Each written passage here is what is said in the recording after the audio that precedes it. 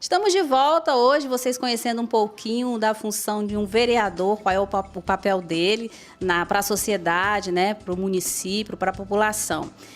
Primeiro nós fizemos um breve histórico do nosso querido Deodato Ramalho, agora ele vai continuar falando sobre a sua carreira, né? Nós demos uma paradinha quando você chegou a procurador, não foi isso? Exatamente, eu procurador-geral do município, mas em seguida, né, devido a essas peculiaridades da política, eu tive que sair no março de 2006, ser um ano e pouco, né, como procurador-geral, mas no meu partido, o Partido dos Trabalhadores, na época, colocou meu nome à disposição aí para a disputa majoritária de 2006, que acabou não acontecendo, não fui candidato e a prefeita me convidou para assumir a Secretaria Regional 4. Né? Passei um período na Secretaria Regional 4 e depois, em 2009, né, assumi a Secretaria Municipal do Meio Ambiente, a SEMAN, né, onde fizemos um trabalho muito interessante. Foi uma secretaria que me estimulou muito, porque a gente pôde, assim, de modo mais claro, mais concreto, de modo muito efetivo, contribuir para muita coisa boa aqui na cidade de Fortaleza, na questão ambiental, né? E dentro da questão ambiental, por exemplo, nós fizemos um grande trabalho, né, que é algo que ainda atormenta a cidade, não só Fortaleza, mas atormenta muito o estado do Ceará. E a região metropolitana sofre imensamente com esse problema. Caucaia, por exemplo, sofre muito com isso, Maracanaú, que é a questão da poluição sonora. Então a gente fez um trabalho muito intenso, né, nesse período, e eu diria que foi interessante porque também colocou esse assunto na pauta da cidade. Quer dizer, essa questão ambiental, e dentro da questão ambiental, essa situação da poluição sonora e da poluição visual, né, passou a ser incorporado no cotidiano da cidade. Quer dizer, a cidade passou a se preocupar com isso. E em seguida, né, em 2012, acabei sendo candidato a vereador, já tinha sido candidato a vereador em 2008, fiquei na primeira suplência, né, e agora em 2012 nós nos elegemos vereador de Fortaleza. E a eleição no nosso país é uma coisa muito complicada, muito difícil. Aquela pessoa que se dedica à política, né, não deve ser entendido como um prêmio que ele está recebendo. Não é para ser um prêmio. A política é uma missão. Quando alguém é escolhido para representar uma comunidade, ele tem que, a população e ele próprio tem que entender aquilo como uma missão que é colocada na mão dele, uma missão espinhosa, difícil, muitas vezes mal compreendida, né? E não aparecer como um prêmio. Eu tenho sugerido, até me aventuro aqui, porque eu sou meio palpiteiro nessa área da imprensa, tá, Sônia? Então você vai me permitir dizer uma coisa. Toda vida que eu escuto alguns comentários, alguns verdadeiros, mas outros injustos com relação à ação política, eu já disse algumas vezes a alguns jornalistas famosos aqui de Fortaleza, e cheguei até a escrever no Facebook algo assim. Eu acho que a imprensa poderia, inclusive, fazer uma coisa bacana, ou em Fortaleza, ou em qualquer canto aqui, pautar assim, sem avisar, né? Só acompanhar o dia de um secretário da prefeitura, um dia do prefeito, acompanhar o dia de um vereador, né? Sem ele saber. É uma obrigação do poder público criar escolas e colocar a criançada para estudar. Né? A lei obriga, é até crime de improbidade, o gestor público até responde processo se não implementar essas políticas. Né? Na área da saúde, da mesma forma, você hoje tem uma participação popular muito intensa. Você tem, por exemplo, na área da saúde, os conselhos municipais de saúde. O Conselho Municipal de Saúde exerce uma força muito forte, né? Inclusive atuando, digamos assim, como verdadeiros representantes do povo.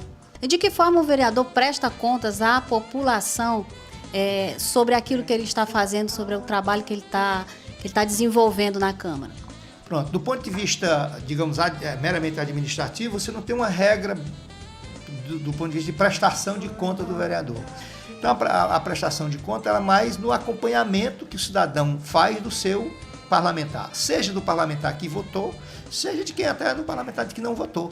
Então, nesse sentido, aí tem variações. Eu, por exemplo, sou muito presente nas redes sociais. É uma coisa que eu gosto muito. Aliás, um dos temas que eu tenho muita afeição é o tema da democratização do meio de comunicação. Além de Facebook, do Twitter, que eu participo ativamente, eu presto contas diariamente de como está se desenvolvendo meu mandato.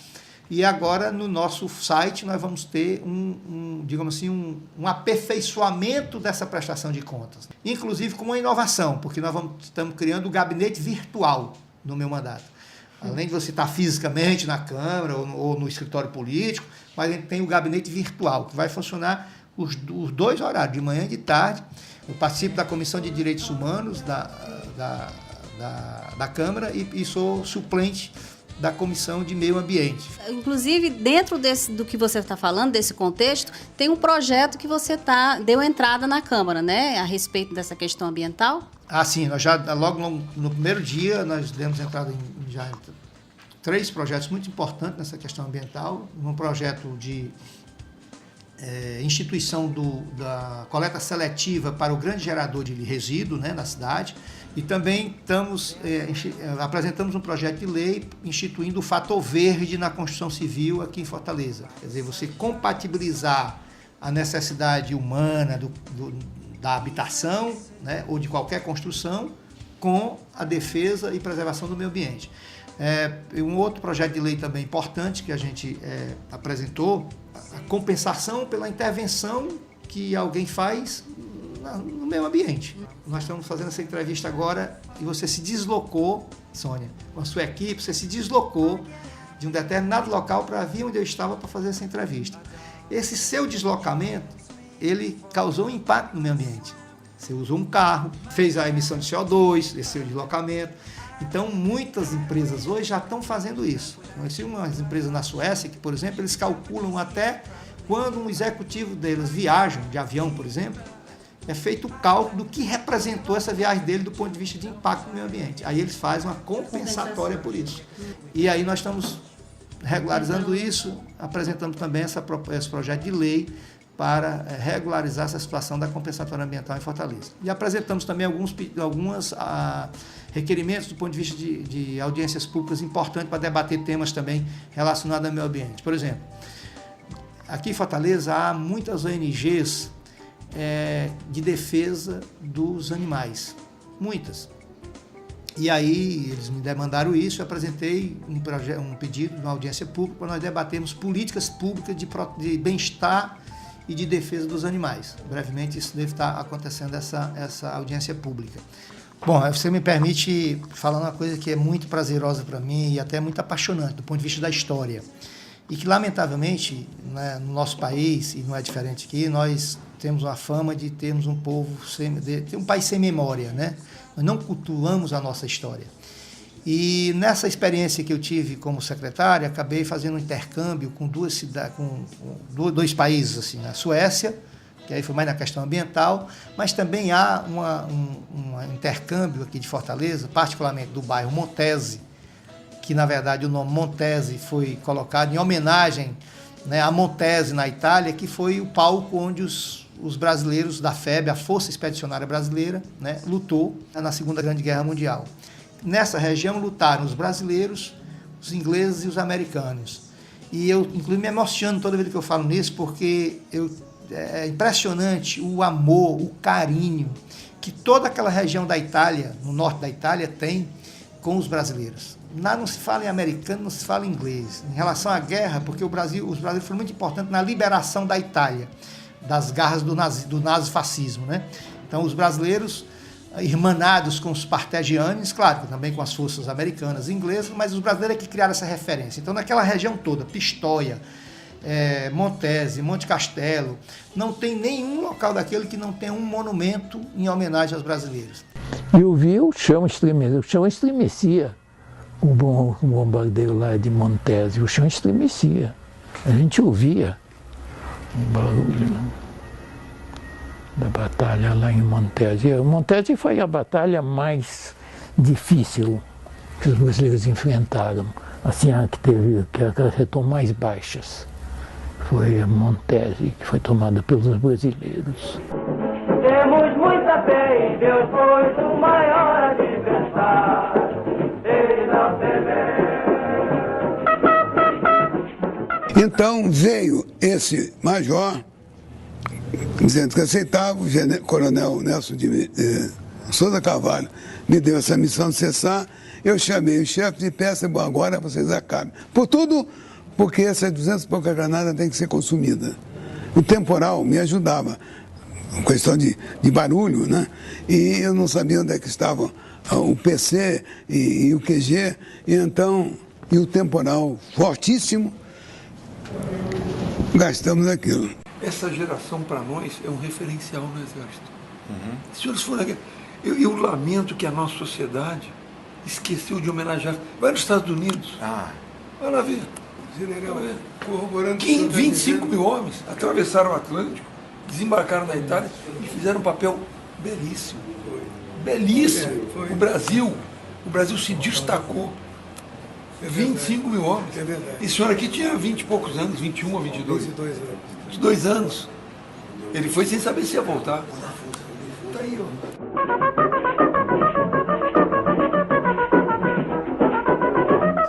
Eles fazem uma festa todo ano, com desfile nas ruas das escolas, né? Rememorando, né, a vitória, né, da democracia contra a barbárie. E os brasileiros são, assim, endeusados, né? E me emocionou muito numa dessas vezes que eu estava lá, vendo, por exemplo, as crianças italianas cantando o hino da FEB em português, né? E lendo poesias, exaltando a figura dos pracinhas, né? Dos nossos pracinhas brasileiros, que muitos deles foram para a guerra, assim, nunca tinham pegado nem uma faca, quanto mais um fuzil, né?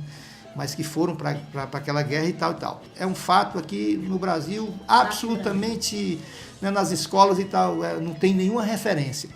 Então eu propus aí uma audiência pública, aliás, uma sessão solene, em homenagem aos nossos pracinhas. E depois a ideia de fazer um projeto de indicação, porque o vereador não pode, aí é uma outra coisa, o vereador não pode apresentar um projeto de lei que crie despesa. Isso é exclusivo do Poder Executivo. Então, quando uma situação dessa, que você vai criar um projeto de lei que vai criar despesa, você não pode fazer, o vereador não tem competência para fazer. Aí você faz um projeto de indicação.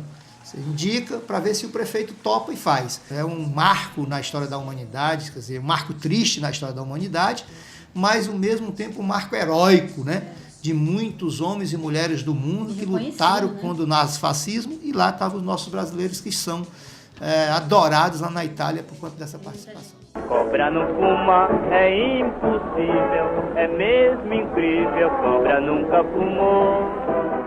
No dia da vitória, nós estávamos entrando na cidade de Stradella.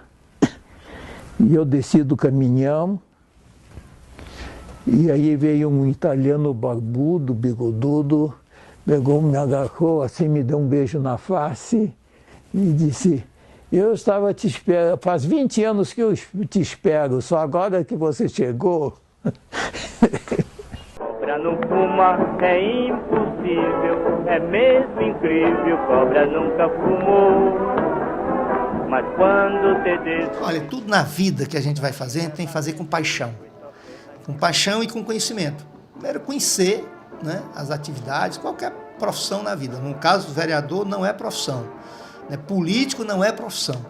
Quando você encontrar um político, que é vocação, a profissão você nasce, vem, desenvolve uma profissão, né? E a política é um serviço, você entra como um serviço. Então é isso, é ter conhecimento, né? E paixão, nada se faz sem paixão. Então, e também entender que a política não é um paraíso, né? Como eu disse, é uma vida também que exige muito sacrifício. Quer saber o que é a vida de um político?